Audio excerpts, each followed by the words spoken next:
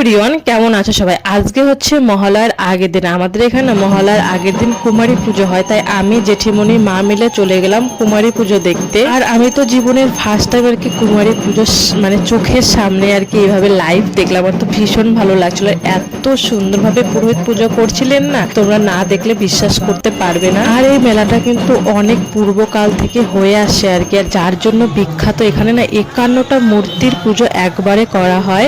সারা রাত পুরোহিত জেগে জেগে আর কি পুজো করেন। এই পাঠটা কিন্তু তারপরের দিন সকালে আমি বাবা মা মিলে চলে গেলাম আর কি প্রসাদ খেতে, যেহেতু কালকে শ্মশানকালীর পুজো হয়েছে।